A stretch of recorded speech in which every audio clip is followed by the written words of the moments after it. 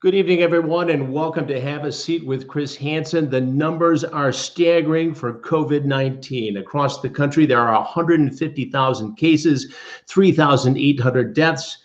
In the United States, it's anticipated the death toll could go from 100,000 to 240,000. That just late today from the President of the United States, Donald Trump. In New York City, they've got 75,000 cases, 1,500 dead across New York. Here in Michigan, where I am tonight, it is quickly becoming a hot zone in and of itself. 6,500 cases, 259 dead. We have a very important, informative cast tonight on the show. I appreciate it very much. Vinny LeVien, who's with the Emergency Management Task Force, a liaison between government, law enforcement, and private business, who's been all over the city for the last week. Dr. Maurizzio Miglietta, who's a surgeon and critical care specialist who performed what is believed to be the first surgery in New Jersey just yesterday on a very seriously debilitated COVID-19 patient. We have Katie Scott, who is a ICU cardiovascular nurse at a major medical center here in Michigan, about to face a massive challenge. And Stokes Nielson, who is a music producer, manager, songwriter in Nashville, Tennessee, who is a COVID-19 survivor. He's got an amazing story to tell. Vinny LeVien, we're going to start with you. You just came into your home from the front lines, set the scene in New York City. It is shocking to see hospital tents in Central Park. Take it from there.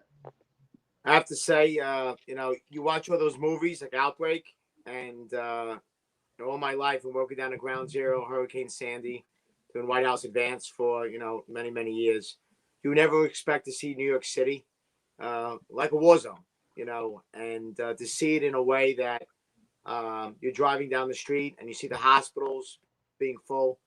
The chief office of medical examiner now has refrigerated trucks because they're expecting the thousands of people that are going to die. And the medical examiner has thousands of body bags ready to go. I mean, New York City, the Javits Center, the USS Comfort, anybody that lives in New York City or works in New York City, Central Park has always been a place for peace, to walk, to relax, to clear your head. To imagine that Central Park would have a pop-up hospital, the Jacob Javits Center would have thousands of beds in the Army Corps of Engineers and FEMA. The USS Comfort would be here, helping to serve thousands of people in Brooklyn and Borough Park. They have a hospital, Maimonides, that they literally have a makeshift morgue outside, that they have the chief medical examiner is literally on the ground, and they have these tents because they're getting so many people that are unfortunately dying that they have to set up right on the New York City street. Well, I think people see, I just wanted to point this out, Chris, and I've noticed it recently. The people that are there, the doctors, the nurses, the first responders, the police officers, the firefighters, the National Guard, the soldiers, they are working day and night to save lives. And they're putting their own life on the line every single day. And they still don't have the protection that they need. They still don't have the N95 mask. They still don't have the splash guards. They still don't have the urgent care that they need as a doctor, as a nurse, as a police officer. And now they're dying. If you look at the numbers, Chris, the NYPD, the fire department, EMS, doctors, nurses, now the state police, because they did not have the protective gear.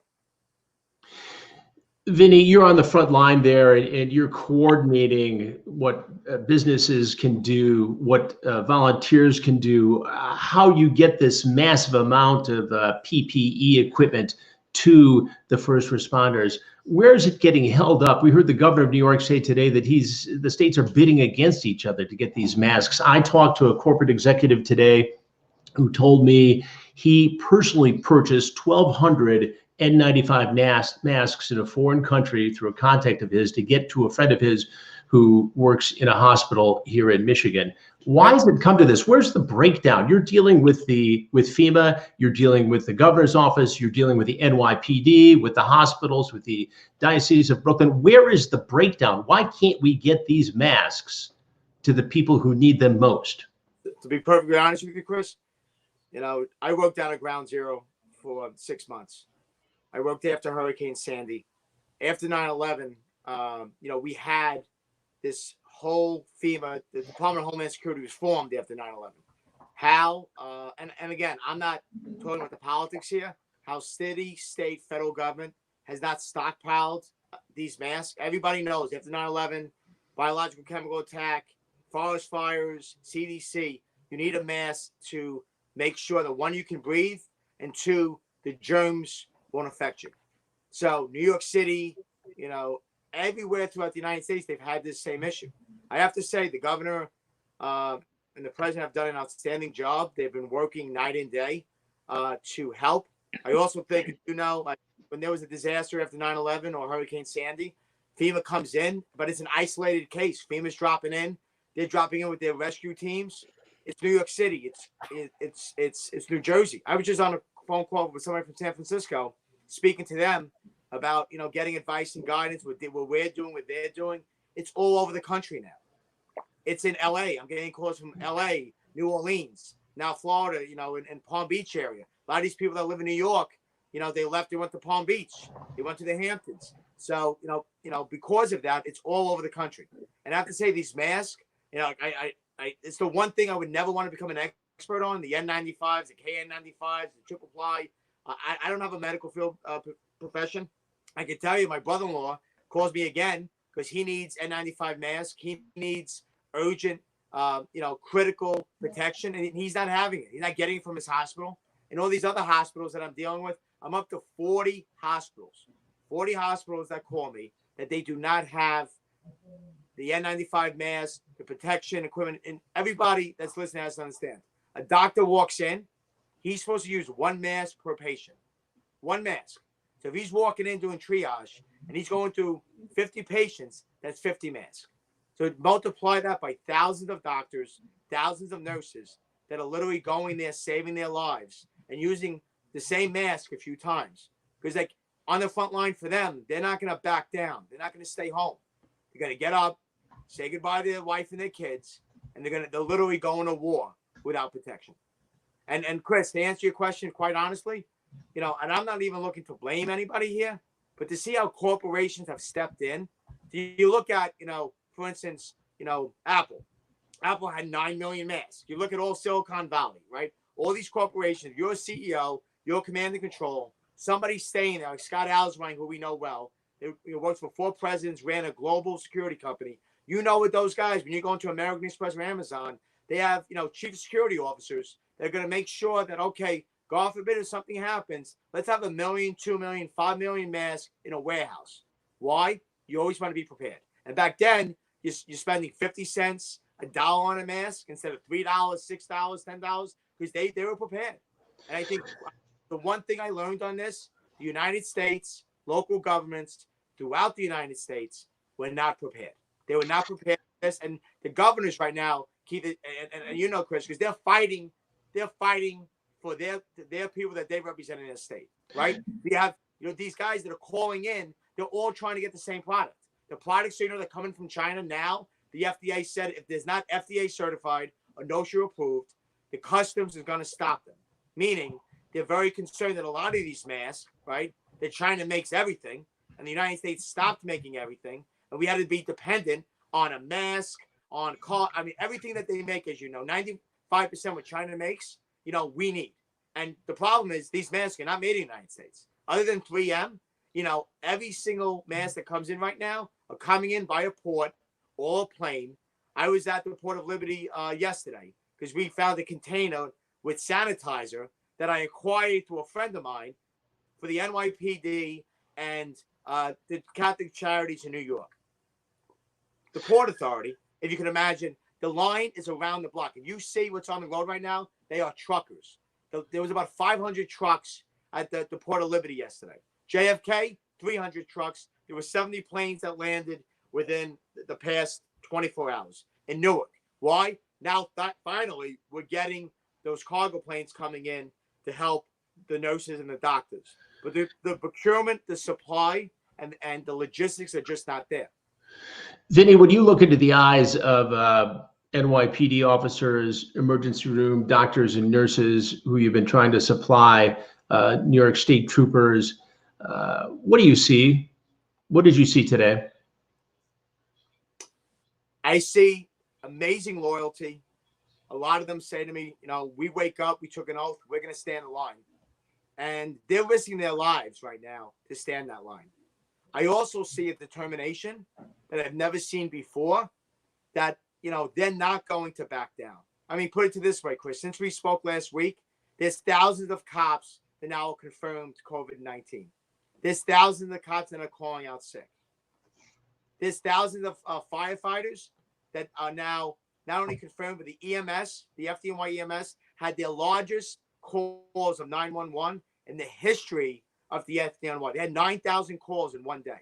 Wow. So the EMS, the ambulance drivers that first respond to the scene, right? That get the patient and put them in a bus, which we call in New York City an ambulance, to get them to the hospital. They had 9,000 calls to a point. It was just reported, I was on a call today, they're bringing in outside ambulances from other states because the EMS, the FDNY EMS are so stretched thin that they're not able to respond to the calls. Think about that.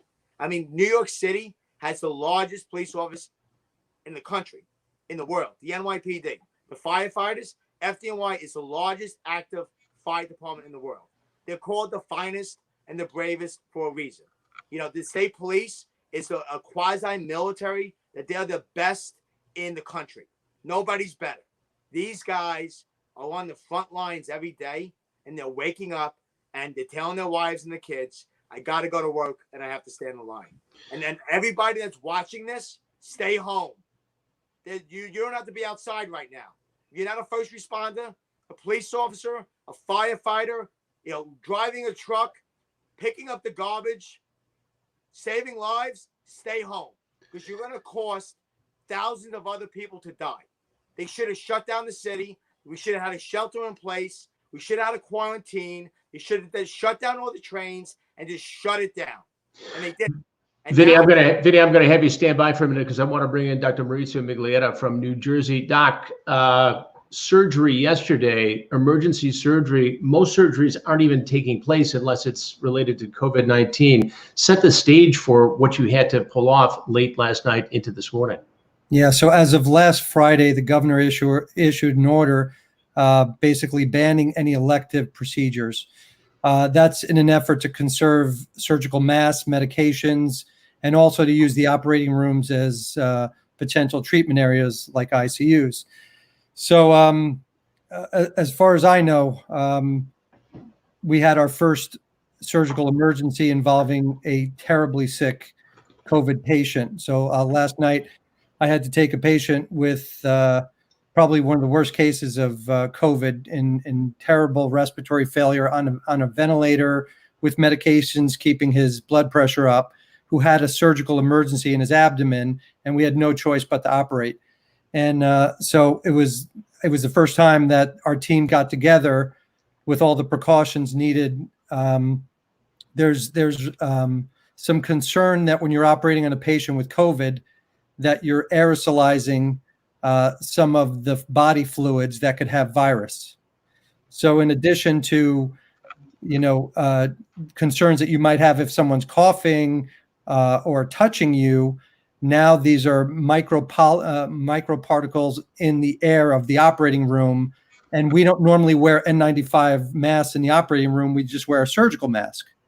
So my whole team had to fit up in an N95 mask, a surgical mask, and we were basically in positive pressure suits, almost like space suits, while operating on this patient. And how did the surgery go, Doc? The surgery went very well. Thank God he's doing well.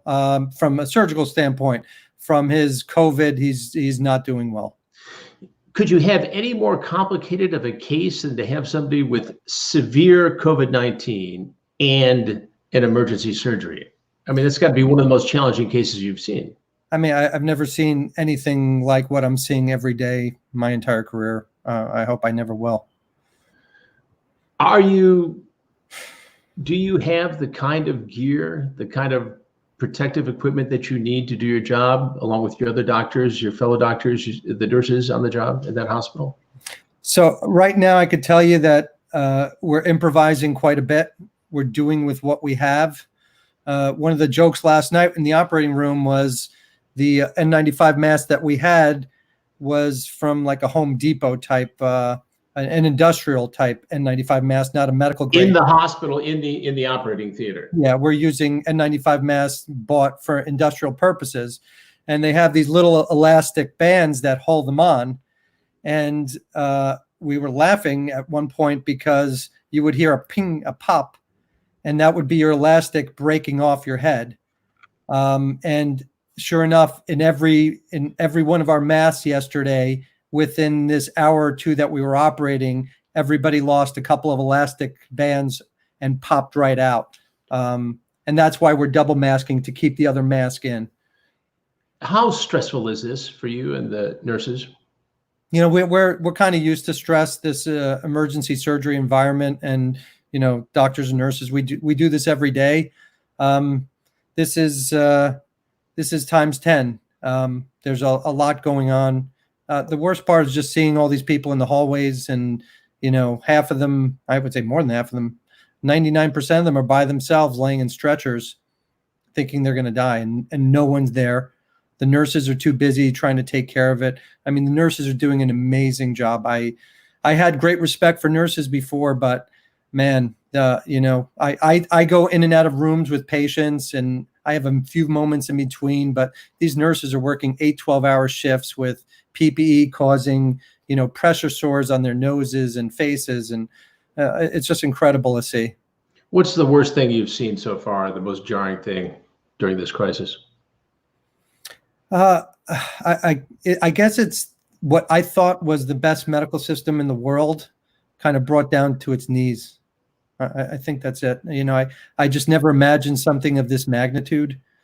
At the same time, I'm fairly angry that, it's like another Katrina, but this time we knew exactly what was coming for weeks and months, and really very little was done. So I'm having trouble figuring out why all that happened.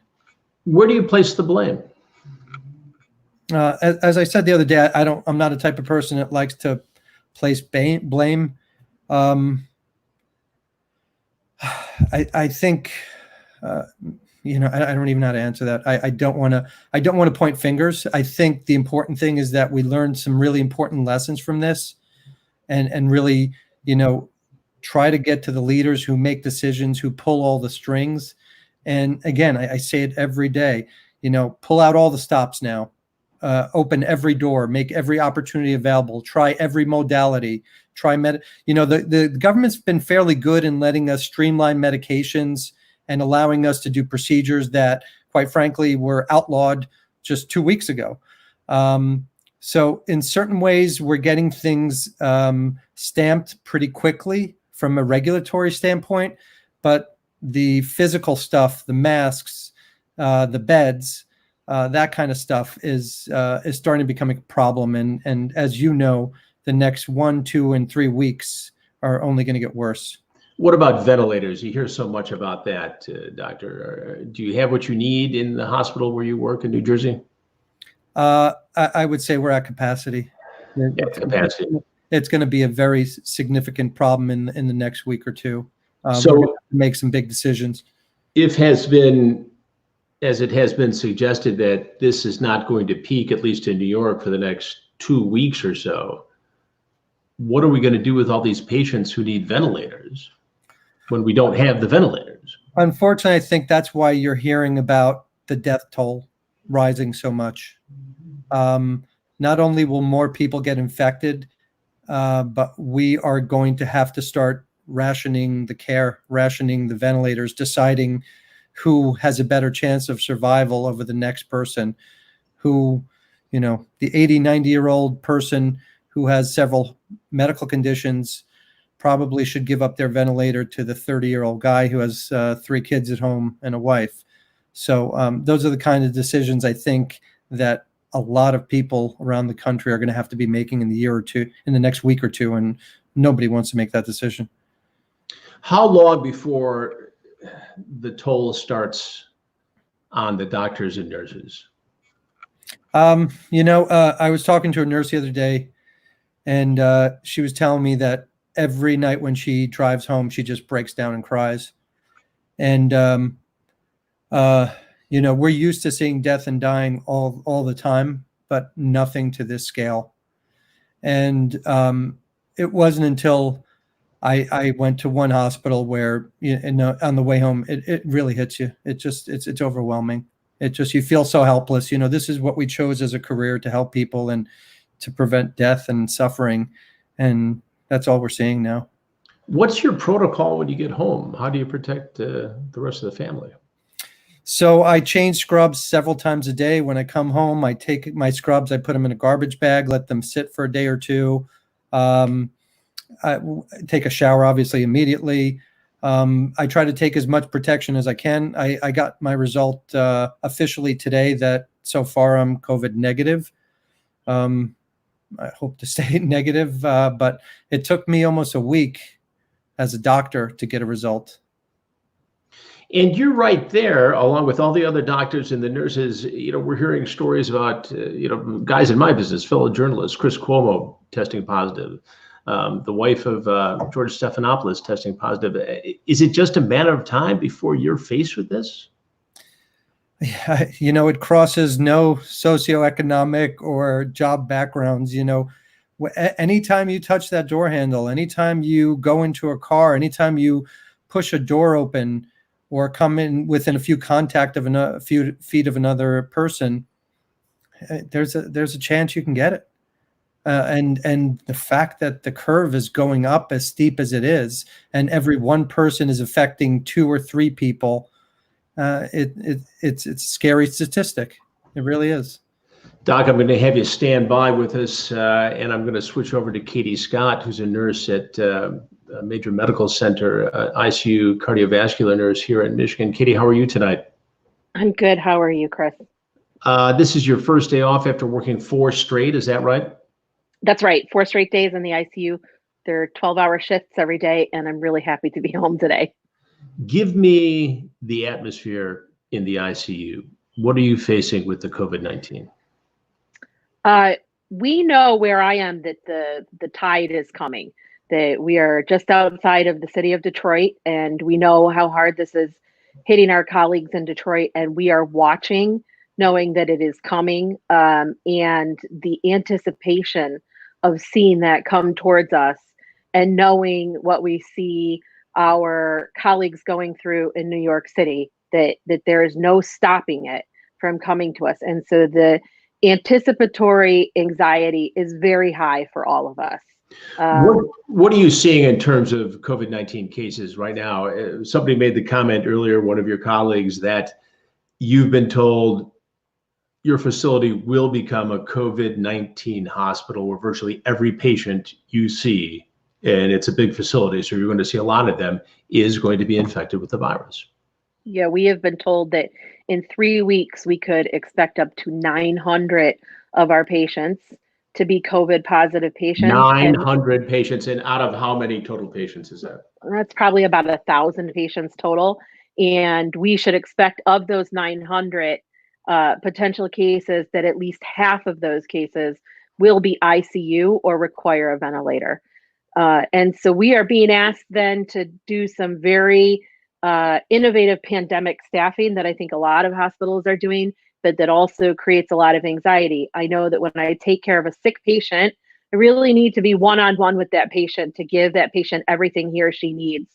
But in the new model, I'll be probably taking care of 4 of those patients, all on ventilators, all in different rooms, every one of them needing to gown up and take off the gowns in every one of those rooms to try to manage them and keep them alive.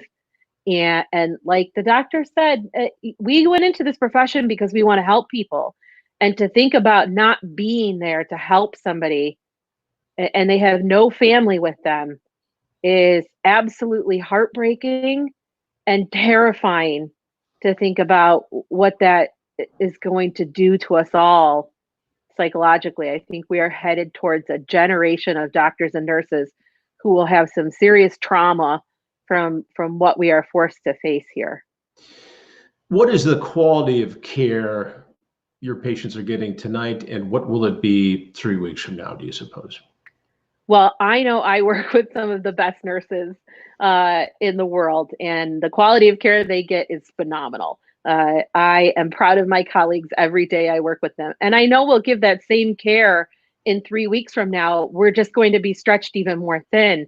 So right now, if I have a patient who is dying, I can be with that patient. I can be with that family. I can be there to manage everything and make sure everything is peaceful, and sometimes even hold a hand if nobody else is there. And I'm terrified to think about the fact that in 3 weeks, that's not going to happen. We just aren't going to have the ability to go in and to be able to care for people that way. It's absolutely terrifying and heartbreaking, and very, very, very anxiety producing.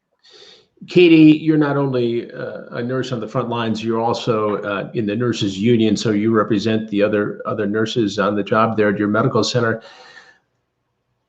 Why did we get caught so off guard here? Why are you scrambling for personal protection equipment? So I do have ideas on why we're scrambling for protective equipment. I think we have created a lot of just-in-time care, and that we haven't stockpiled because that there's been an emphasis on having things just in time. The way that the finances of health systems are created, that's how it happens. So it doesn't behoove anybody's bottom line to stockpile any protective equipment. When you usually have enough to get through your day-to-day operations, that's good enough. But the fact of the matter is that it didn't prepare us for any type of mass pandemic or mass casualty or any type of bioterrorism. And unfortunately, that was a real lack of foresight on a lot of people's part. So nobody's part individually, collectively as a society, we have some responsibility for not thinking about this ahead of time, not paying attention to what's happening with budgets federally, state, and locally, about how public health funding has been gutted over, the past 10 to 20 years. And now, hopefully, this is a wake-up call, and you can be sure that I will be doing my best to advocate for policy that makes sure that we are never, ever put in this position again.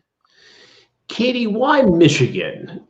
It's pretty clear now today that after New York, New Jersey, Michigan is likely to be one of the next hotspots. It's happening very quickly. We know that obviously Detroit has a major international airport with the auto industry and other industries, a lot of people traveling internationally from China included, which is where this all started. Is that how we got to this place? I mean, we're talking about a situation where the Detroit police chief is home quarantined with COVID-19 after testing positive. Right. I think the fact that Detroit's a very mobile city has something to do with it. You know how much we love our cars and to drive around in New York. I think that people here were not sure that it was going to come this way and affect them like it was other places. We felt a little isolated. And I think that also what you see in the Southeast Michigan area in Detroit that we all are unfortunately seeing now are a lot of health disparities that exist, and that ended up exacerbating the problem.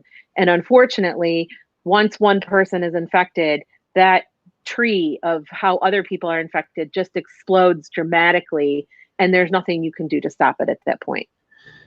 Give me a sense of the toll this has taken on you and your fellow nurses at the end of your shift.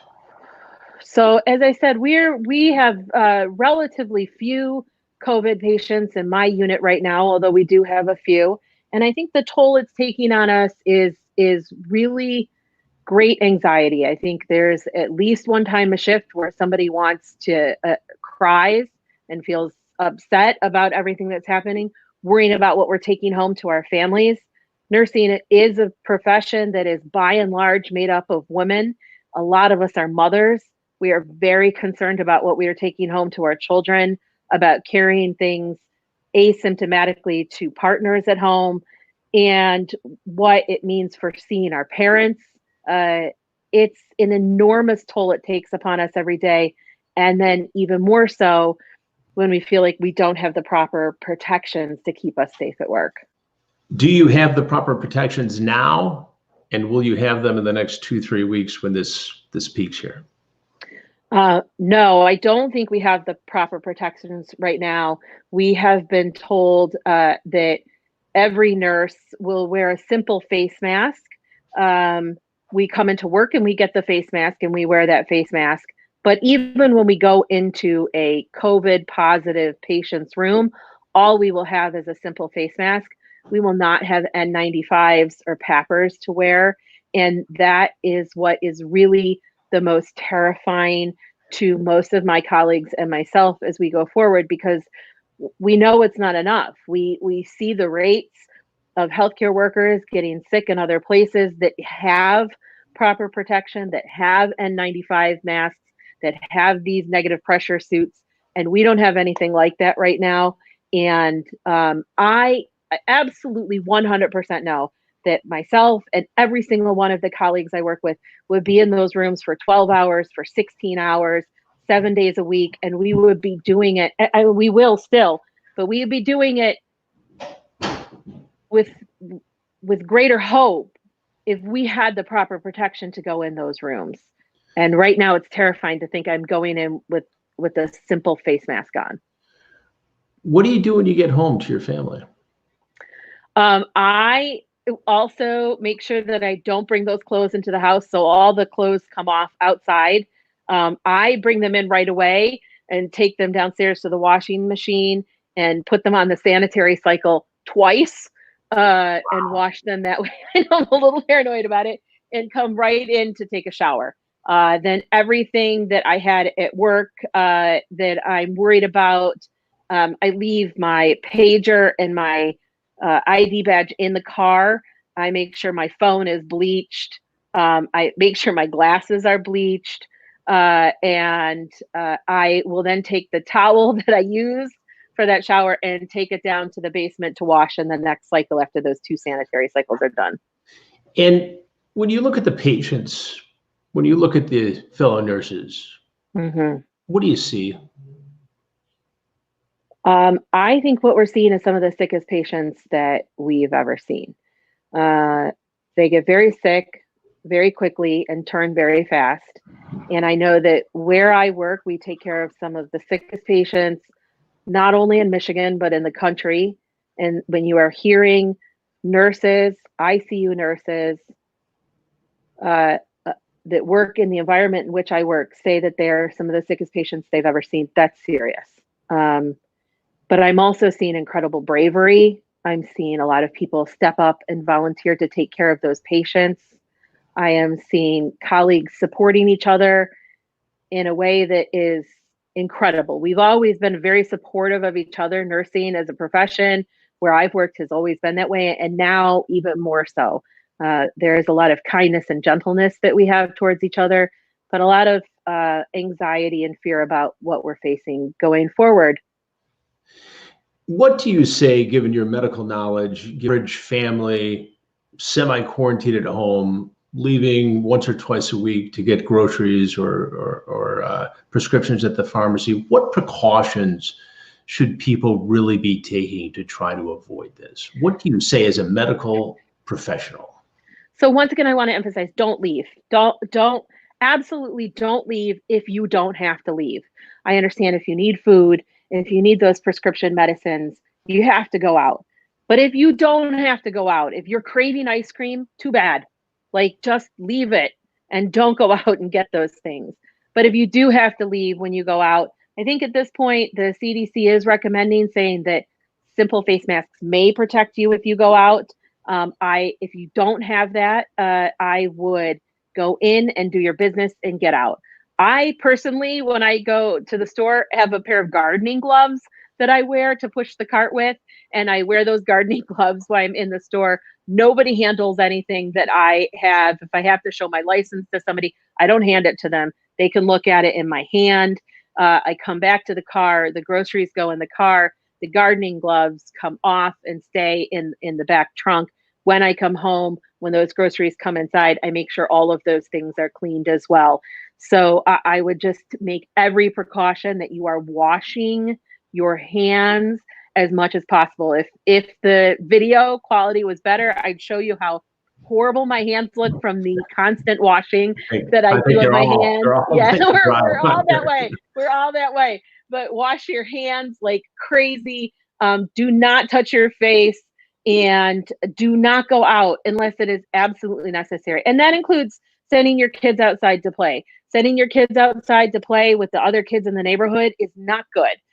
Those kids can carry things, and sometimes we are seeing, I think, more children who are getting this now. They have typically been not thought of as carriers, but maybe asymptomatic carriers. So kids shouldn't be out in the neighborhood playing with each other. Don't go to the skate park. Stay inside your house. Do what you need to do. Sit on your back porch by yourself. But we have to take this social isolation in this quarantine mindset incredibly seriously if we want to see the numbers start to flatten out. Because right now, where we are in this exponential epidemiological curve, it shows no signs of stopping. And we need to do everything we can to try to make that stop. Everything we can for our friends and our neighbors, and especially for those people on the front line, the doctors, the nurses, the EMTs, the firefighters, the police, all the people who are out there, the people in the grocery store who are still out there trying to help you get what you need, the cleaners in the hospital. You have to try to do what you can to try to support us. We're out there trying to support you. Katie, what's your greatest fear tonight? My greatest fear tonight is that I get it and I don't recover. That's my greatest fear, and that I leave a child without a mother.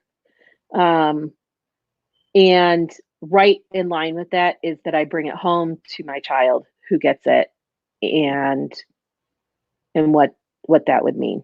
And how old's your child, Katie? He's 13. 13. He's a fantastic kid. And I worry about that a lot. At what point do we really get concerned that the nurses, the doctors start to get sick and we lose our front line here? I think the time to worry about that's now, because I already have colleagues who have had, we haven't even seen the full brunt of it yet where I am. And I already have colleagues who've tested positive because of exposures that they've had from patients in my unit. And that's early on. And I think the time to start worrying about it is now. And that's why I'm so insistent that we have to try to get the protective equipment that nurses need, because if you want to keep people there to try to help, you have to have those people have the protective equipment. There's a lot of emphasis on getting the ventilators made, and that's absolutely 100% important. We need those to try to help people. But you could have 60 million ventilators, but if you did not have the nurses or the doctors or the respiratory therapists to run those ventilators, to be there and run the medications that people are going to need, those ventilators don't mean a thing. And so we have to worry about that starting, maybe a month ago, but absolutely now. Katie, I'm going to have you hang with us because I want to talk for a minute with Stokes Nielson. Stokes is a songwriter, music producer, manager in Nashville, Tennessee. Stokes also is a COVID-19 survivor. I'm so glad you're feeling better, Stokes. Chris, thank you so much. And if you don't mind, I would like to start by saying the reason why I'm wearing this hat right now is because all of us in the country music industry lost somebody who was very special. His name was Joe Diffie. He's a great country artist, singer. He had a song called John Deere Green, which is honestly just one of the coolest country songs out there. But he was an amazing man. I was able to tour with him early on in my career. And it's a reminder to me of not only just how serious this is for all of us, but how lucky I am to have gotten through this. And also a reminder to me that I want to help with outreach to others who are currently undergoing quarantine. Because the quarantine process, Chris, has its own challenges to it. And one of the things that Kate brought up is just anxiety and fear. And it's really important when you are in that space that fear is replaced with fortitude. And it really helps to talk with somebody who has been through it. And, I looked at the survivor numbers right now in the US, and it's like 6,000, 6,300, something like that. I would also call on any other person who's been through this like I have to jump into service and provide outreach to other people that are going through it. There are certain things that happen, Chris, in the process that honestly, you don't know if you're going to make it or not. And certainly if I had been able to talk to somebody ahead of time, I would have gotten a heads up on some of the things that go on when you're in quarantine, and possibly wouldn't have had as much anxiety during the process. Stokes, tell me how you first realized you were sick. Yeah, and also I want to take the opportunity, because this was a game changer for me. Anybody in the medical community, all of our frontline responders, from a general level, I want you to know that I do believe 75 years from now, we'll be talking about you the same way that we talk about my grandfather's generation that liberated Europe and kept us, free during World War II. From a personal level, I will say this: if I hadn't have called my doctor on the 13th of March, and if she hadn't taken my limited symptoms at that time seriously, I don't know what would happen. She almost single-handedly made sure I got a test. They had Vanderbilt University has running an incredible system down here. I'm a Vandy grad as well. And 3 days after the test, it came back that I was positive.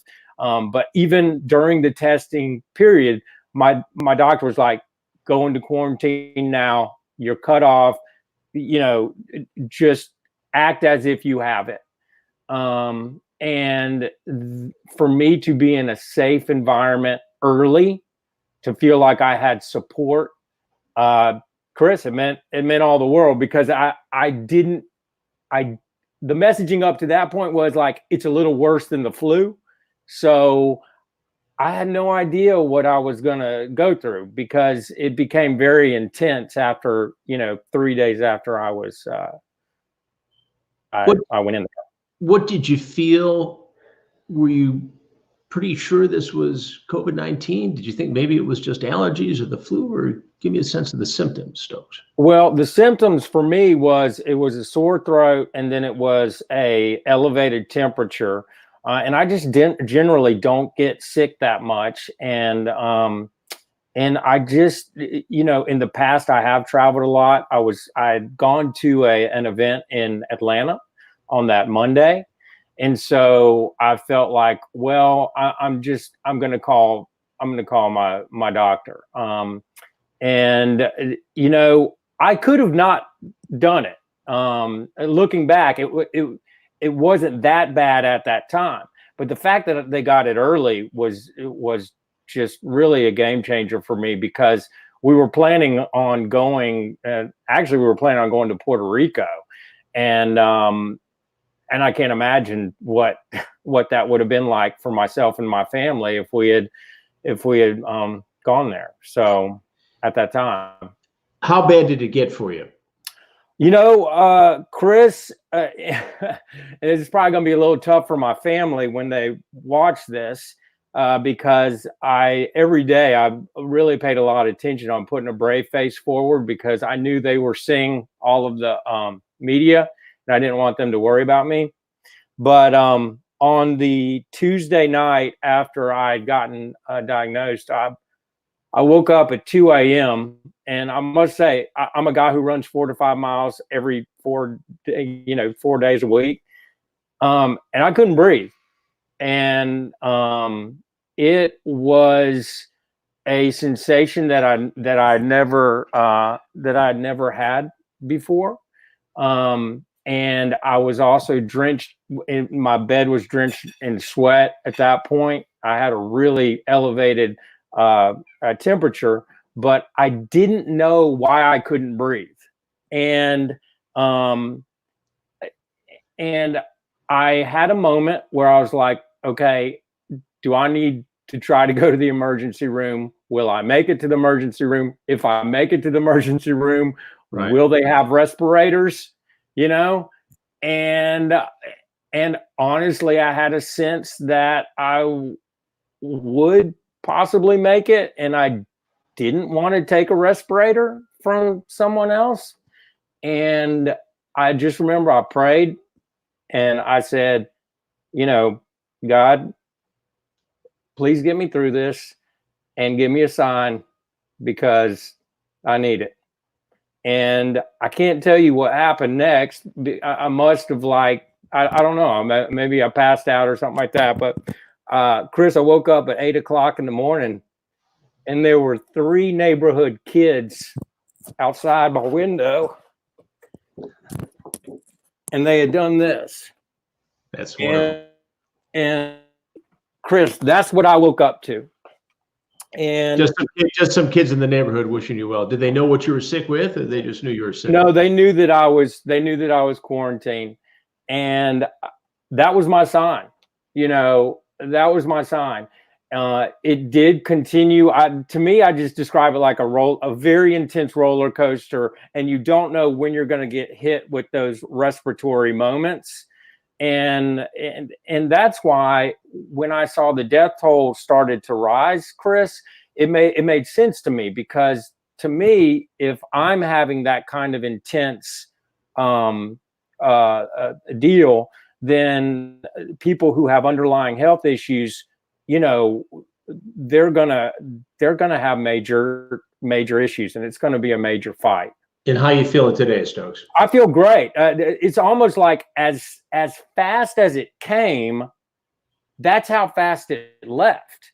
You know, by that following Friday, I was feeling really good. But those 3 days, I can't even describe to you the amount of just kind of physical, emotional, spiritual, the whole thing. It's just it is definitely serious, and something that Vinny brought up earlier. And I want to and I want to reiterate this: stay at home.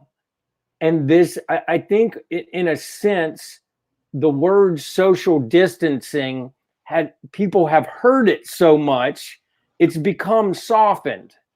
I'll put it to you this way: if you want to live, and if you want your kids to have a good life, and if you want your neighbors to live, and if you want your parents to live, do not go out right now and give our medical, our first responders, our people that need to be out fighting this, give them the chance to protect us. You were so impacted by this, Stokes, that you wrote a song that's been performed by Corbett Jackson, "First Day I Fell for You." What was your inspiration?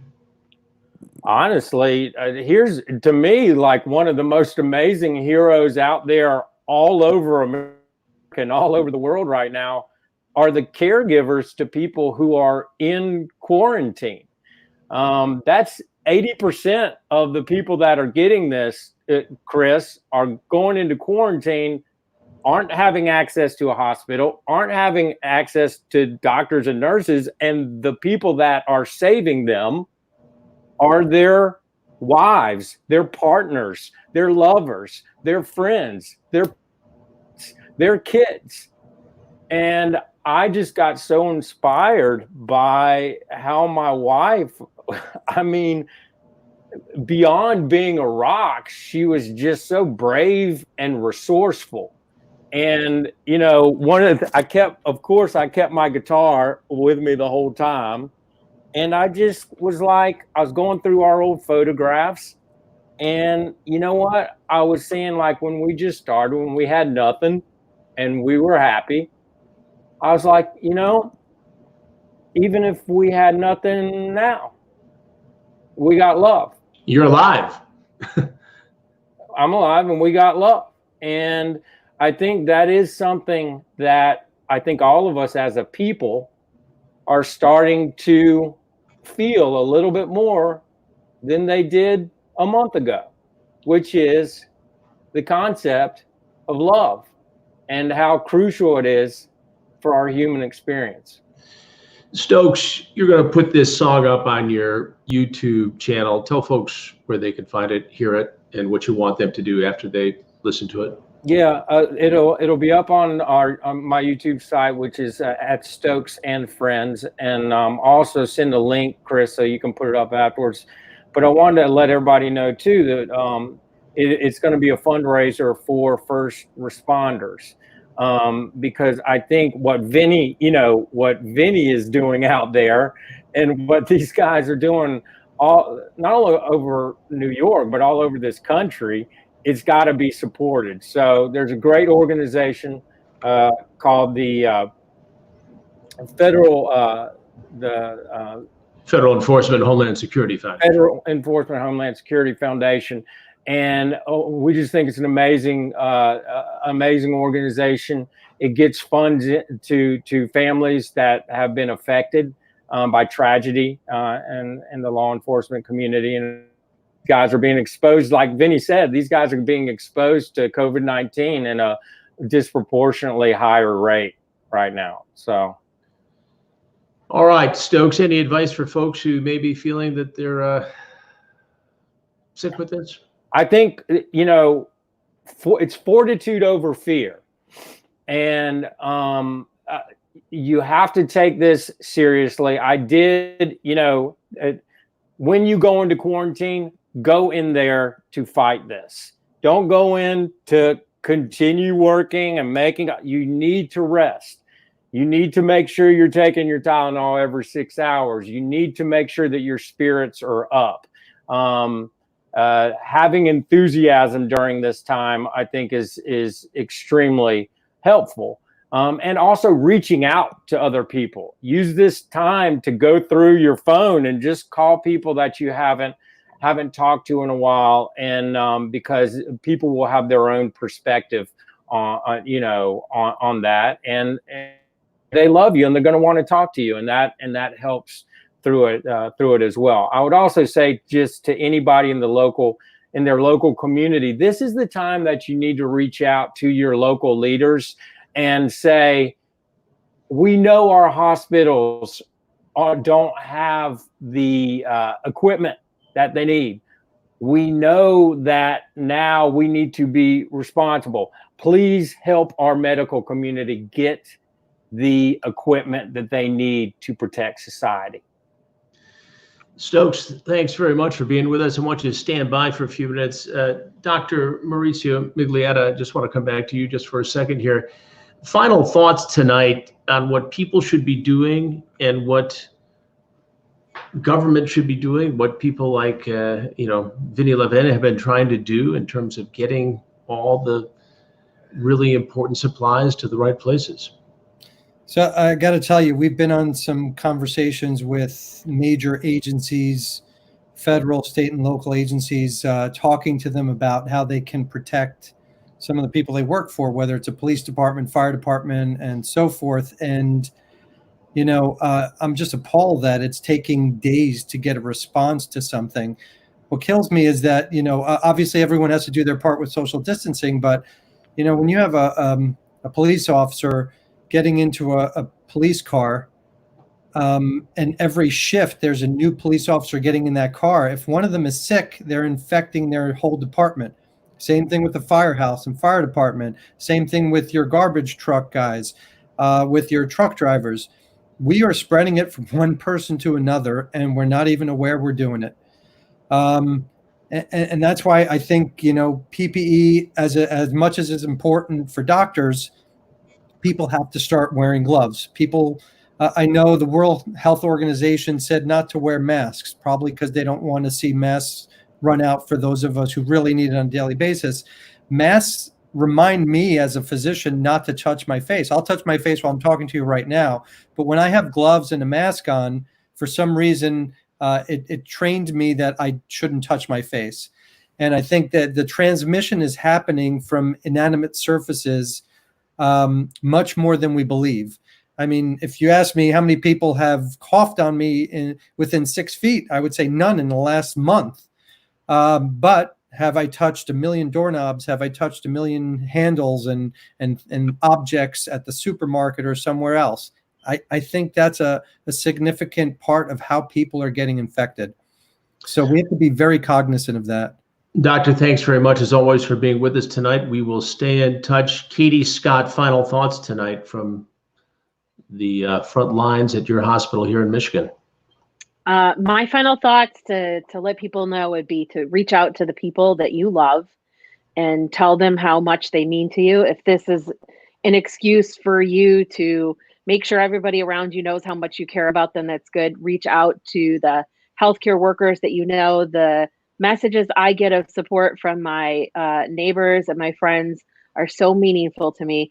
And finally, stay at home, just like everybody has said. Don't go out if it's not necessary. I know you feel stir crazy, but if we ever want this to pass in any type of timely fashion, you have to stay at home right now and let us do the work we need to do to continue to be able to take care of you.